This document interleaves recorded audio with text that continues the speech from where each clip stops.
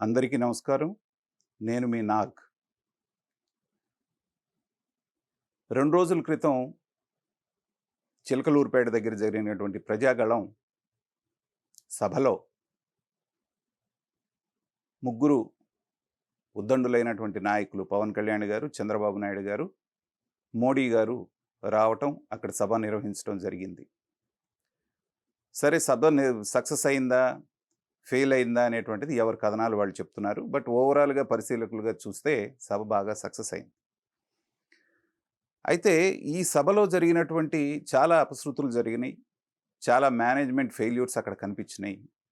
వాటితో పాటుగా అక్కడ కనిపించిందేంటంటే, కొంతమంది జూనియర్ ఎన్టీఆర్ సంబంధించినటువంటి ఫ్లెక్సీలు పట్టుకొని అక్కడ హల్చల్ చేయటం అనేటువంటిది జరిగింది.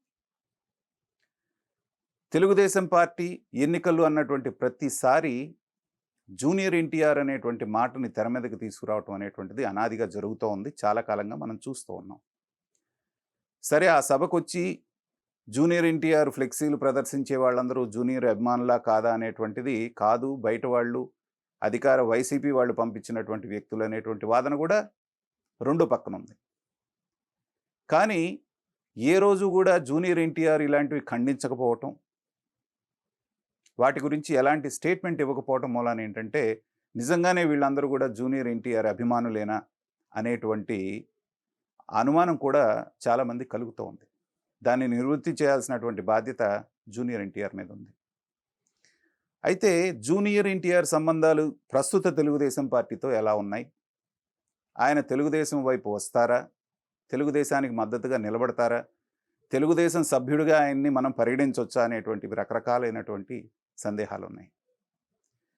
కాకపోతే ఏంటంటే, అతను ఒక స్టాండ్ తీసుకున్నాడు. నాకు ప్రస్తుతం సినిమాలే ముఖ్యం. కాబట్టి నేను వాటిలోనే బిజీగా ఉన్నాను అనేటువంటి స్టాండ్ అతను తీసుకోవడం జరిగింది. నిజం కూడా అదే. భారతదేశంలో ఉన్నటువంటి అతి కొద్ది మంది టాలెంటెడ్ హీరోస్‌లో అన్ని రకాల పాత్రలు చేయగలిగి, అన్ని రకాల కళలు ఉన్నటువంటి ఏకైక హీరో జూనియర్ ఎన్టీఆర్ అని చెప్పొచ్చు. కానీ ఇక్కడ మనం చూడాల్సిందేంటంటే, junior NTR as an artist and junior NTR as a politician, ఈ రెండిటిని కూడా మనం కలపకూడదు. ఎందుకంటే ఇవాళ ఉన్నటువంటి పరిస్థితుల్లో ఆయన చెప్తుంది, నేను నా యొక్క సినిమాలకే నా మొదటి ప్రాధాన్యత అంటున్నాడు కాబట్టి, రాజకీయాల గురించి అతన్ని మనం మాట్లాడటం అనవసరం. అతనంతటా అతను నోరు తెరిచి ఏదన్నా చెప్పినప్పుడు మాత్రమే మనం దాని గురించి మాట్లాడితే బాగుంటుంది. అయితే సమాజాన్ని దగ్గరగా గమనించేవాడిగా, ఒక రాజకీయ విశ్లేషకుడిగా నాకున్నటువంటి భావన, నేను కూడా ఒక రకంగా చెప్పాలి అంటే జూనియర్ ఎన్టీఆర్‌కి అభిమాని లాంటి వాడినే. ఎందుకంటే అతని నటనా కౌశలం, తర్వాత అతని పద్ధతి, పెద్దల ఎడల అతను ప్రవర్తించేటువంటి తీరు, వినయ విధేయతలు, మాటలతో ఆకట్టుకునేటువంటి తత్వం, ఇవన్నీ చూసిన ఎవరైనా సరే అతనికి అభిమానిగా మారాల్సిందే. కానీ నాలాంటి వాళ్ళకు కూడా బాధ కలిగించింది ఏంటంటే, సొంత దగ్గర చుట్టమైనటువంటి చంద్రబాబు నాయుడు గారి భార్యని అనరాని మాటలన్నీ అవమానించినప్పుడు కూడా మౌనం పాటించడం అనేటువంటిది చాలామందికి నచ్చలేదు. దాంట్లో నేను కూడా ఒకడిని.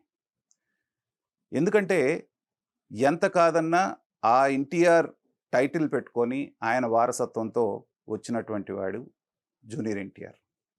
అయితే తన స్వయం కృషిని మనం తక్కువ చేయటానికి లేదు. ఎంత ఎన్టీ రామారావు మనవడైనప్పటికీ, ఎన్టీ రామారావు వారసుడైనప్పటికీ కూడా తనలో టాలెంట్ లేకుండా ఈ స్థాయికి రావటం అనేటువంటిది జరగదు. ఆ విషయంలో నిస్సందేహంగా మనం చెప్పొచ్చు. కానీ నేను న్యూట్రల్ స్టాండ్ తీసుకున్నాను, నేను రాజకీయాలకి దూరంగా ఉన్నాననేటువంటి ఒక మాటతోటి అంత దారుణం జరిగినప్పుడు కూడా కనీస స్పందన లేనప్పుడు ఏమవుతుందంటే, తప్పనిసరిగా తెలుగుదేశం వాళ్ళందరూ కూడా అతన్ని డిజోన్ చేసుకునేటువంటి అవకాశం ఉంది. ఇవాళ అదే జరిగింది. ఎంత కాదన్నా అతను మౌనంగా ఉన్న జూనియర్ ఎన్టీఆర్ మావాడు, మాకు సంబంధించినటువంటి వాడు, మా పార్టీ వాడు అనేటువంటి భావన ప్రతి తెలుగుదేశం కార్యకర్తలు, మరీ హార్డ్ కోర్ తెలుగుదేశం వాళ్ళు ఏదన్నా హేటర్స్ ఉంటే చెప్పలేను కానీ, చాలామంది తెలుగుదేశం వాళ్ళకి జూనియర్ ఎన్టీఆర్ మనవాడు అనేటువంటి భావన ఉంది. కానీ ఎప్పుడైతే ఈ సంఘటనలో మౌనం వహించాడో, రకరకాల వ్యాఖ్యానాలు అధికార పక్షం చేస్తున్నప్పటికీ వాళ్ళని ఖండించకపోవటం, జరిగేటువంటి తన సభల్లో తన ఫ్లెక్సీలు పట్టుకొనొచ్చి అభిమానుల పేరుతో చేసేటువంటి హల్చల్‌ని ఖండించకపోవటం, ఇవన్నీ చూసిన తర్వాత చాలామందికొచ్చేటువంటి అనుమానం ఏంటంటే, జూనియర్ ఎన్టీఆర్ పార్టీకి దూరమయ్యాడేమో అనేటువంటిది.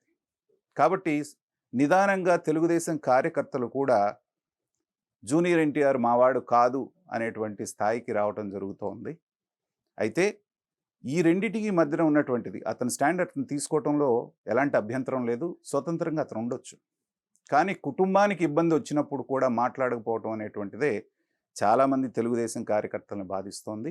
కాబట్టి ఇక తెలుగుదేశం పార్టీకి జూనియర్ ఎన్టీఆర్ అవసరం అనేటువంటిది ప్రస్తుతానికి లేదు. ఇవాళ ఉన్నటువంటి పరిస్థితిలో ఆయన వచ్చేటువంటి పరిస్థితి లేదు.